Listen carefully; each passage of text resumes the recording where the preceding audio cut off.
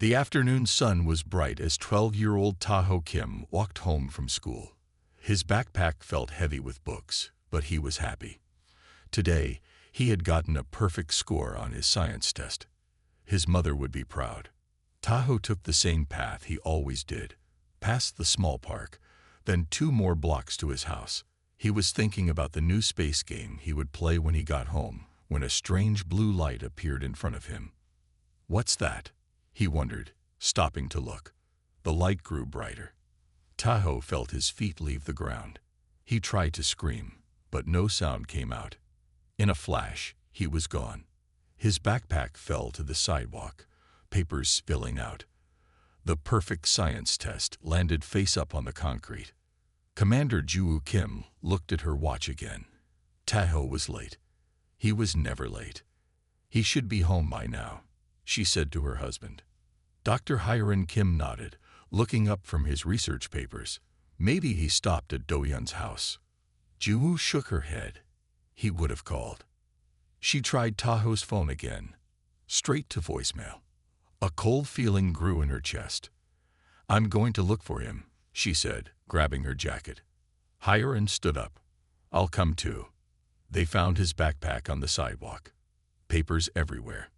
No sign of Taho. "Call the police," Joo said, her voice tight with fear. By nightfall, the neighborhood was filled with search teams. Police officers looked through yards and alleys. Neighbors called Taho's name. Joo and Hyeren stood by the spot where his backpack was found, watching the security camera footage from a nearby store on a tablet. "There," Hyeren pointed. "That's Taho." They watched their son walking, then stopping suddenly. A flash of blue light filled the screen. When it faded, Taho was gone. "What was that?" a police officer asked, looking over their shoulders. Joo shook her head. "I don't know. Play it again." They watched it 3 more times. Each time, the same thing happened. Taho disappeared in a flash of blue light. "This isn't possible," the officer said. But Hyeren was already kneeling on the sidewalk, using a small device from his pocket to scan the ground.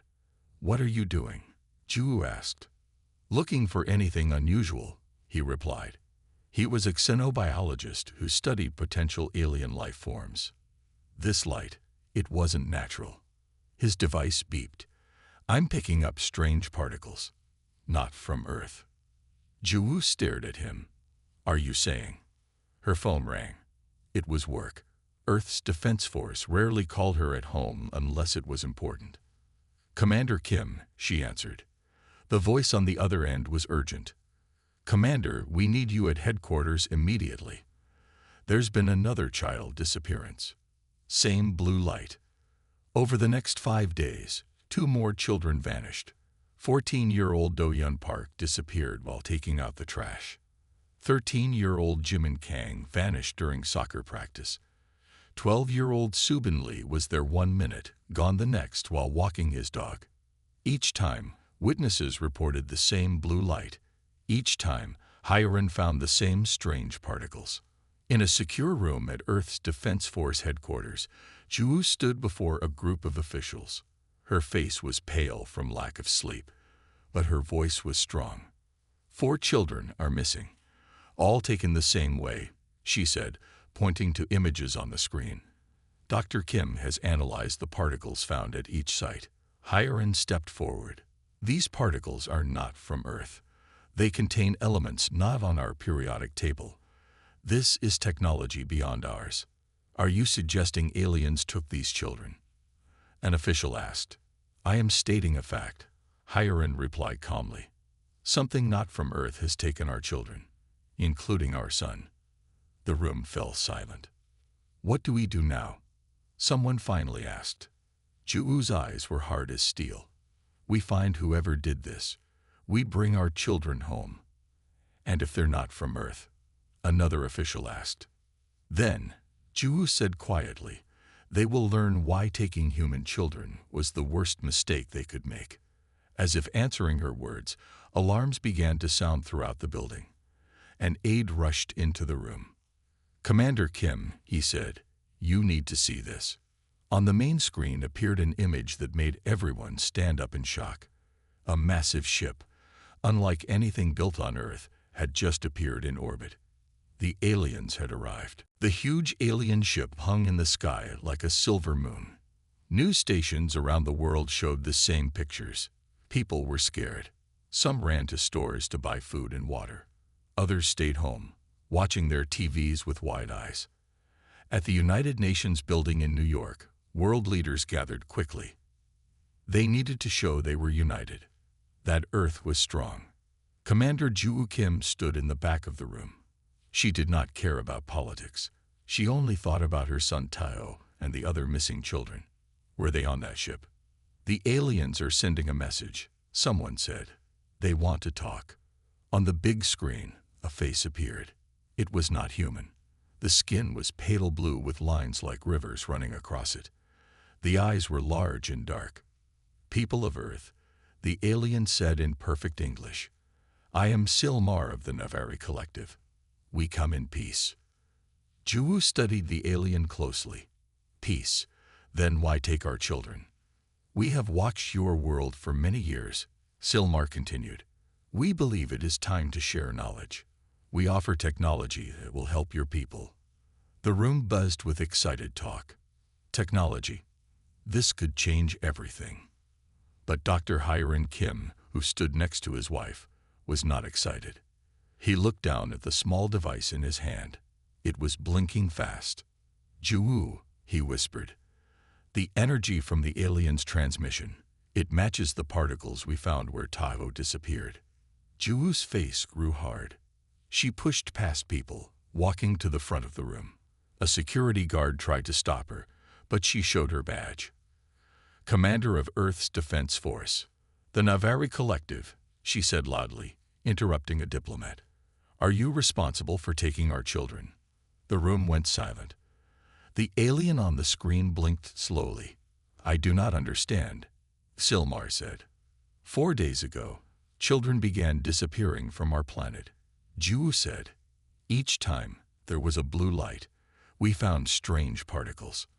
Particles that match the energy coming from your ship right now. Silmar looked uncomfortable. We have taken no humans. You're lying, Ju said. The alien's face changed color slightly, turning a deeper blue. There must be a mistake. We will look into this matter. The screen went dark.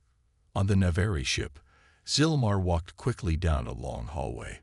2 guards followed. They entered a large room filled with screens and strange machines. Dr. Vental, Silmar called. We have a problem. A smaller alien looked up from a screen. Ambassador, what brings you to the research division? The humans know about the specimens, Silmar said angrily. They are asking questions. Dr. Vental seemed surprised. How could they know? We were careful. Careful? Your collection team left traces. The humans found them. Dr. Vental blinked slowly. It doesn't matter. They are just animals with some intelligence. They cannot harm us.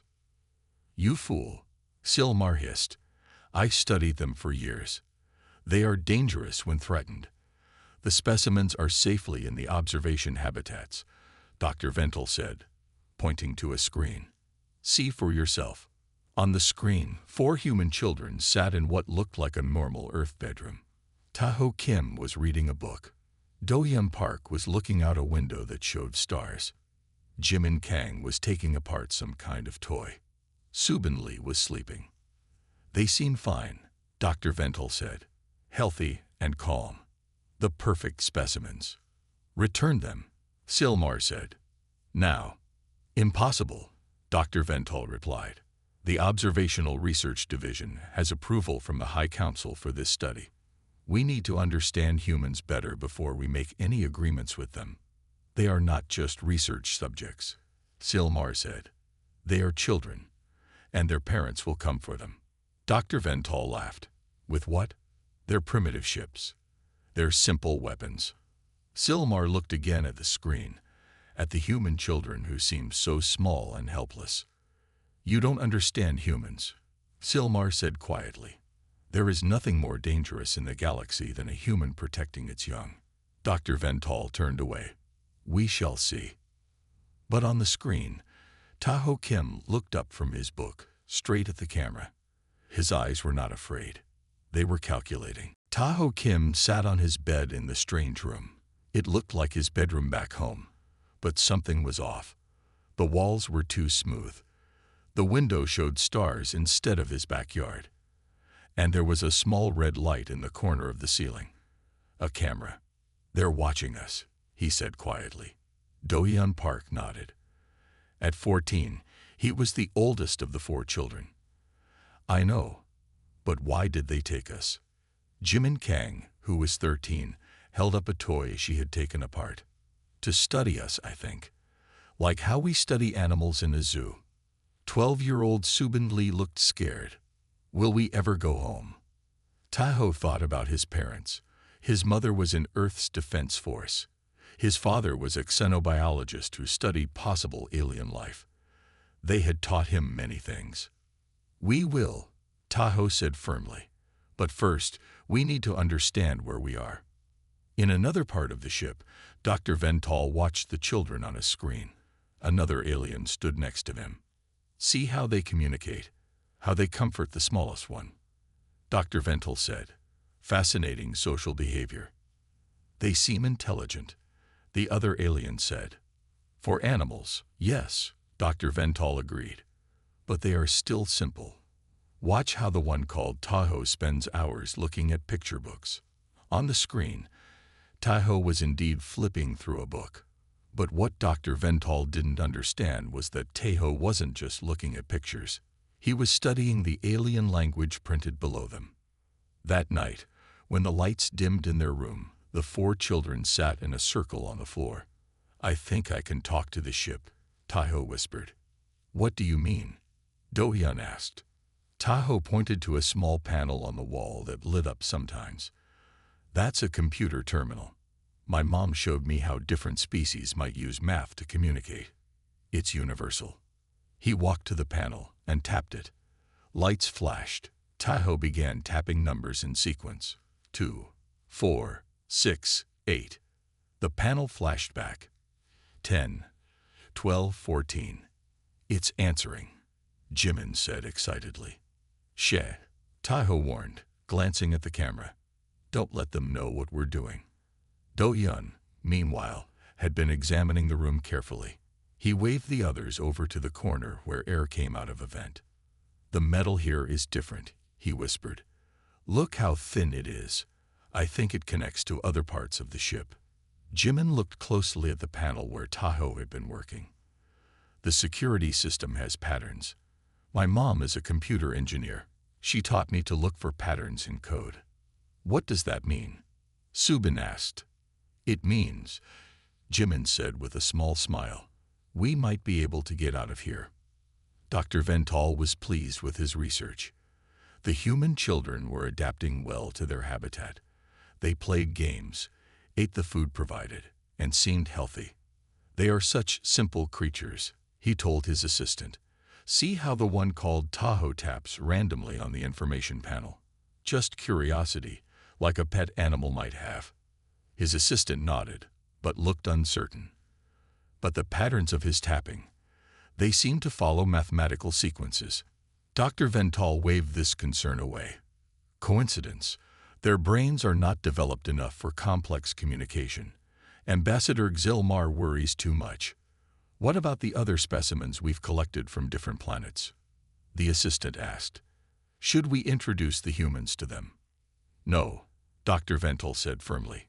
Keep all specimens separate. We don't want them influencing each other.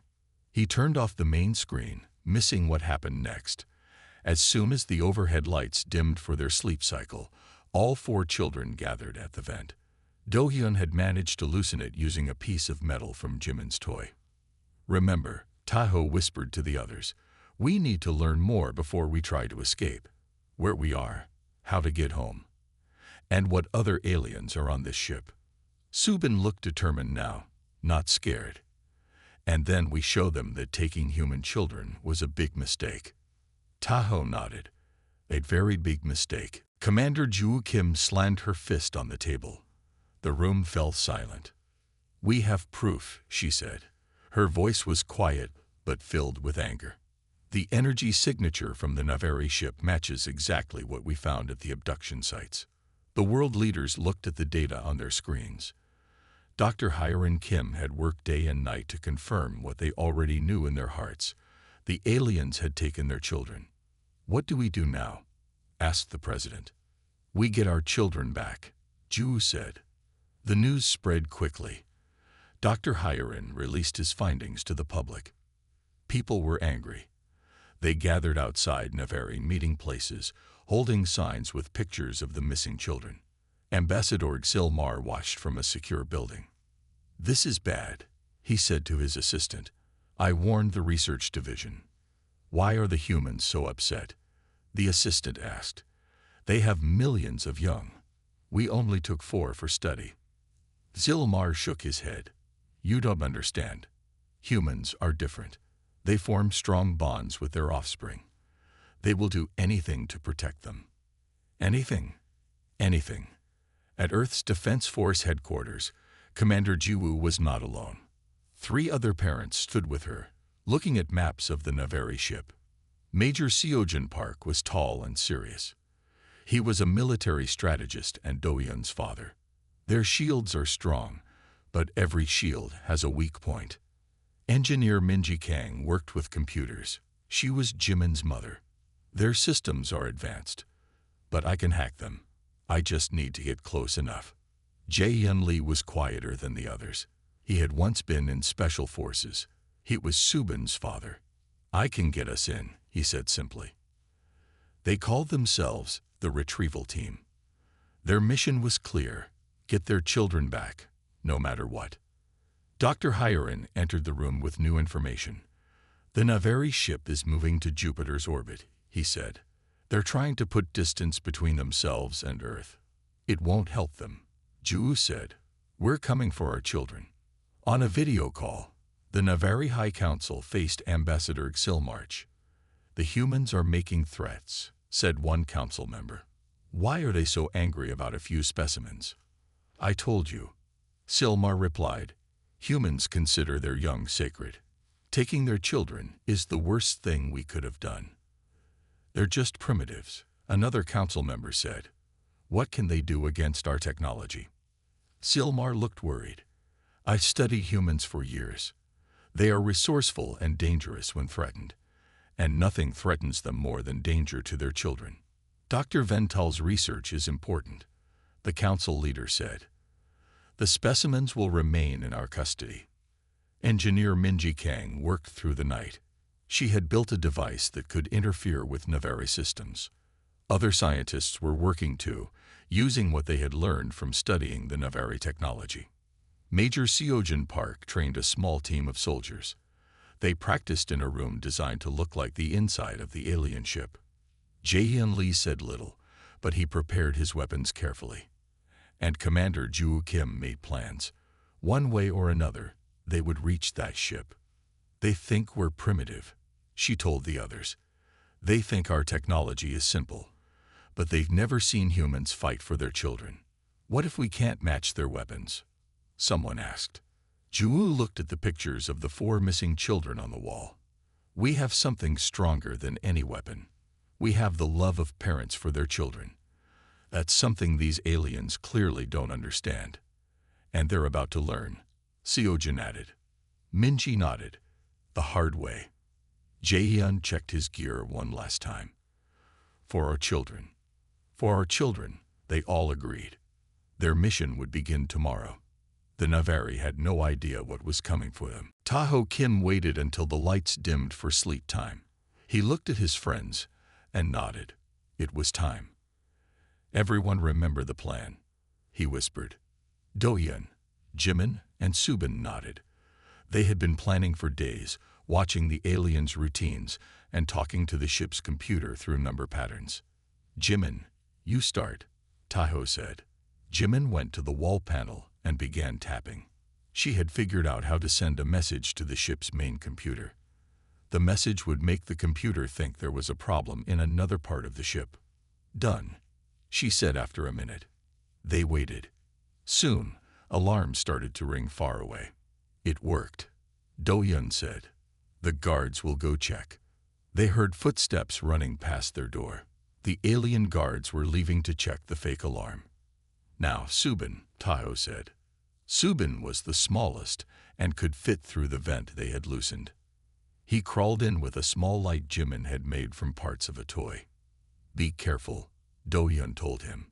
Subin nodded and disappeared into the vent. Dr. Vental was annoyed. Alarms were going off in Section 12, but when his team got there, they found nothing wrong. It must be a computer error, his assistant said. Check the system, Dr. Vental ordered, and make sure the human habitat is secure.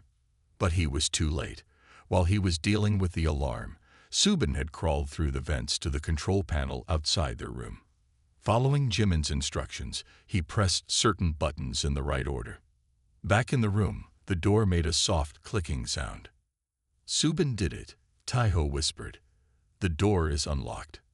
Do-Yun pushed it open slowly. The hallway was empty. What about Subin? Jimin asked, worried. I'll get him, Taho said.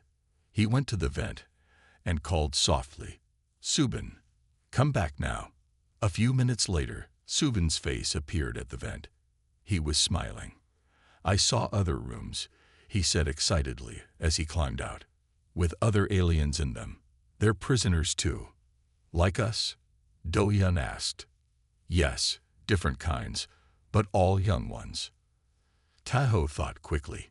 We need to hide. Then we can figure out how to help the others and send a message home. The four children slipped out into the hallway.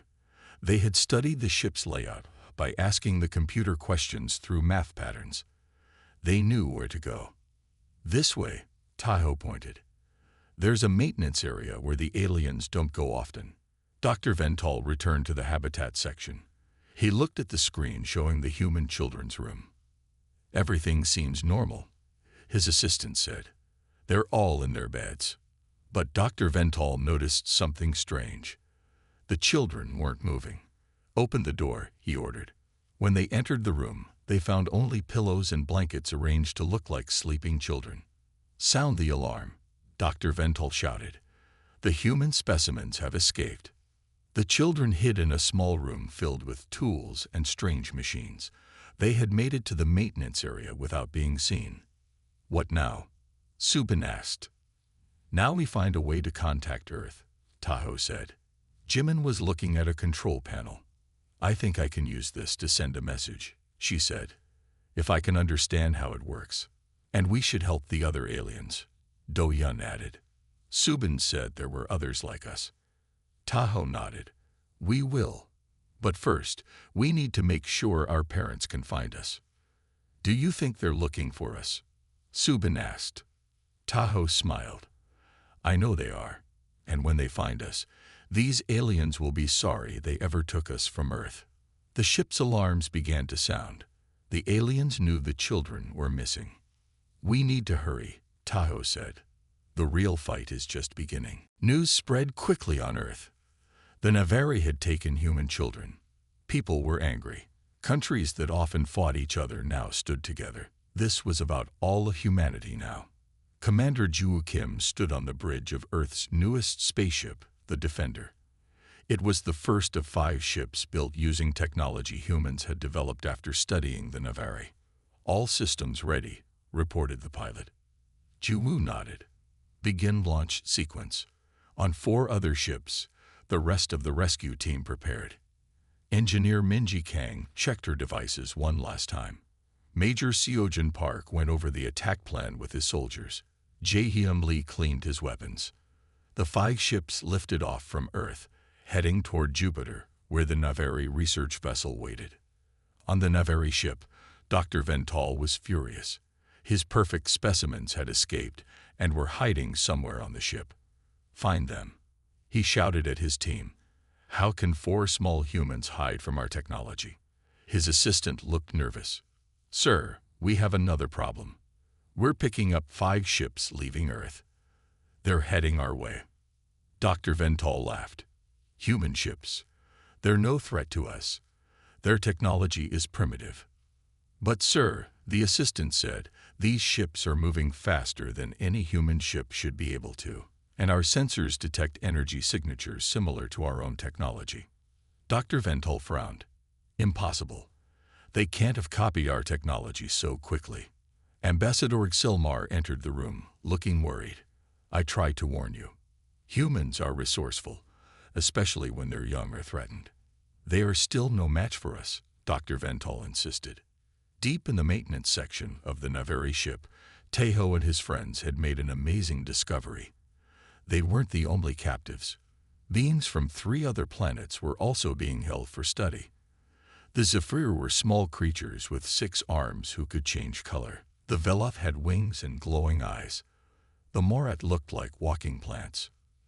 They took us from our homes too, said a young Zephyr named Kyle. We've been here much longer than you. Tejo explained their plan to escape and contact Earth. The other aliens listened with interest. We want to help, Kyle said. The Navari think we're simple animals too. Then let's show them how wrong they are, Tejo replied. Working together, the children from 4 different planets began to take control of parts of the ship. In space near Jupiter, the 5 Earth ships approached the much larger Navari vessel. They're arming weapons, Minji reported from her station. As expected, Ju said calmly, activate our shields. When the Navari weapons fired, something surprising happened. The Earth ship shields held. How is this possible? Dr. Ventol gasped, watching from his command center. Their shields should not be able to withstand our weapons. Ambassador Xilmar shook his head. I told you. When humans are motivated to protect their young, they can achieve incredible things. The Earth ships fired back. Their weapons, based on Navari technology, but improved by human engineers, broke through the alien ship's outer defenses. Impossible, Dr. Ventol shouted. Alarms blared throughout the Navari vessel. But these weren't from the human attack. Throughout the ship, systems were failing. Doors opened and closed randomly. Lights flickered. What's happening? Dr. Ventol demanded. A security officer looked up from a screen. Sir, someone is hacking our systems from inside the ship, and it's coming from multiple locations. On a security camera, Dr. Ventol could see groups of young aliens moving through the ship, and with them were the human children, leading the way. It seems, Ambassador Xilmar said, that taking human children was even worse than I thought. Not only have we angered their parents, but the children themselves have turned our other specimens against us. Dr. Ventol stared at the screen in disbelief. What have we done? The 5 Earth ships moved into position around the Navari vessel. The large alien ship's defenses were weakened, thanks to the children inside who had disrupted many systems. We have an opening, Major Seojin Park reported. Their docking bay shields are down. Commander Ju Kim nodded. This is our chance. Retrieval team, prepare to board. Ju, Seojin, Minji, and Jaehyun put on special suits designed to protect them on the alien ship. Each carried weapons and tools for their mission. Remember, Ju said to her team, our priority is finding the children. Nothing else matters. Their small shuttle left the Defender and flew toward the Navari ship. Thanks to Minji's hacking skills and the chaos inside the alien vessel, they entered the docking bay without resistance. We're in, Jaehyun said simply, stepping onto the Navari ship with his weapon ready. Inside the ship, alarms blared. Dr. Ventol was losing control of his vessel. The human children have freed the other specimens, his assistant reported.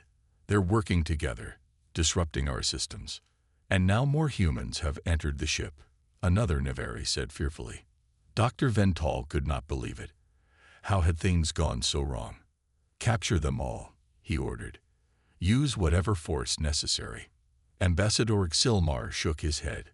You still don't understand what you're dealing with, do you? The retrieval team moved through the Navari ship. Seojin created distractions, setting off small devices that drew the Navari security forces away from their path. This way, Minji said, looking at a small device in her hand. She had hacked into the ship's systems and was using it to navigate. The habitat section is 3 levels down. As they moved, they encountered Navari guards. Jaehyun dealt with them quickly and quietly, using non-lethal but effective methods to knock them out. These aliens are not used to physical combat, he noted. They reached a large door. Minji worked on the control panel. Almost there, she said. Our children should be beyond this door. The door slid open, but instead of finding their children, they faced Dr. Vental and a group of Navari guards. Humans, Dr. Vental said. Your attempt to retrieve your specimens is impressive but futile. Specimens. Juwoo's voice was cold with anger. You took our children. Dr. Vental studied them curiously. You must be their parental units. Interesting. You don't look like elite warriors. How did you manage to breach our defenses?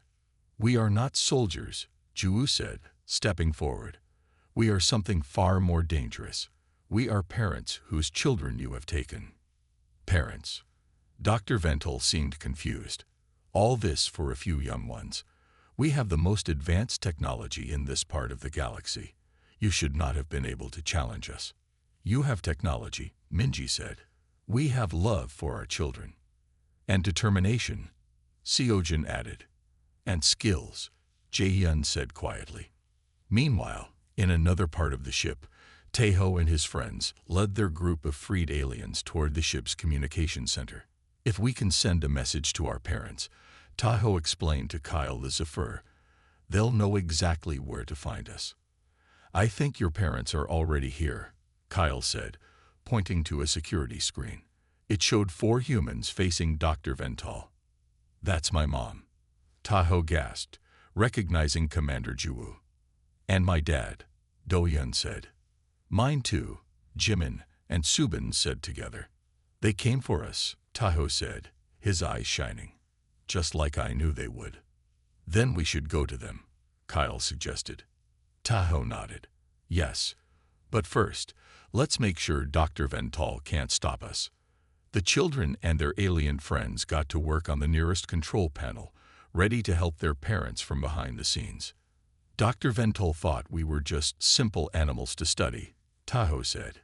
He's about to learn how wrong he was. Dr. Vental stood facing the human parents. He still believed he had the upper hand. Your weapons cannot harm me, he said. My guards will take you to holding cells until we decide what to do with you. Suddenly, the lights in the room flickered. The doors behind Dr. Vental slid open. The Navari scientist turned in surprise.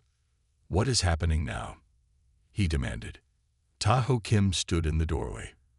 Behind him were Dohyun, Jimin, and Subin. And behind them were dozens of young aliens of different species. Mom, Taeho called out. Taeho. Commander Juwoo's face lit up with joy. The 4 children ran to their parents, who hugged them tightly. How? Dr. Vental was shocked. How did you escape and take control of my ship? Taeho looked at the alien scientist. You thought we were just simple animals to study. You were wrong. We learned your language, Dohyun said. We figured out your computer systems, Jimin added. And we made friends, Subin finished, gesturing to the other young aliens. The Navari guards looked uncertain. They had never seen anything like this before. These are the Zephyr, Taeho explained, pointing to the small 6-armed aliens. And the Velith and the Moret. You took them from their homes too. Ambassador Xilmar entered the room and looked around in amazement. You freed all the specimens. They're not specimens, Juwoo said firmly. They're children, just like ours. On the bridge of the Navari ship, the screens lit up. The faces of the Navari High Council appeared. Dr. Vental, the lead council member, said, What is happening on your vessel? We're receiving strange reports. Dr. Vental struggled to explain. The human specimens, they escaped. They freed the other specimens, and now their parental units have boarded our ship. The council members looked at each other in alarm. Another screen showed the scene in the habitat section. Human parents reunited with their children, surrounded by young aliens from 3 other worlds. "This is a disaster," one council member said. "We authorized specimen collection for scientific study. Not this crisis." Ambassador Xilmar stepped forward. "I warned you about humans. They'd value their young above all else. And now we face not just angry humans, but angry Zephyr, Velov, and Morat as well."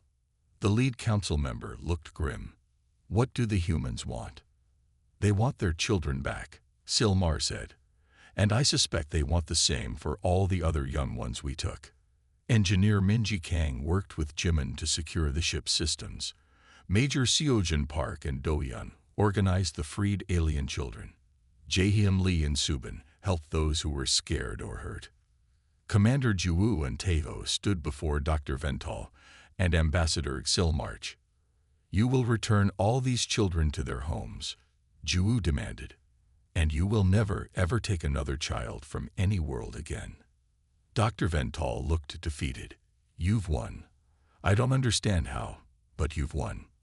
"Because you didn't see us as people," Tahoe explained.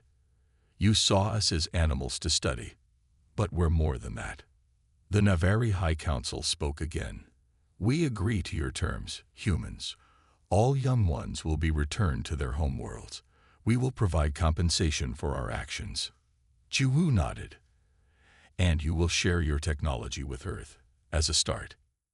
"Agreed," the Council said quickly. As the humans prepared to leave with all the freed children, Dr. Vental approached Ambassador Xilmarch. "How did I misjudge them so badly?" he asked quietly. Xilmar watched as Tahoe helped a small Zephyr child who was afraid. "You studied humans," Xilmar replied, "but you didn't understand them. There is nothing more powerful in the universe than the bond between parents and their children, and nothing more dangerous than a human protecting those they love." 6 months had passed since the children returned to Earth. The world had changed. Tahoe Kim sat in his family's living room, watching a news report about the newest technology from the Navari. It showed buildings that could clean the air and cars that ran without fuel. "The technology exchange has advanced us by decades," the reporter said. Tahoe's mother, Commander Ju Kim, sat down beside him. She no longer wore her military uniform as often.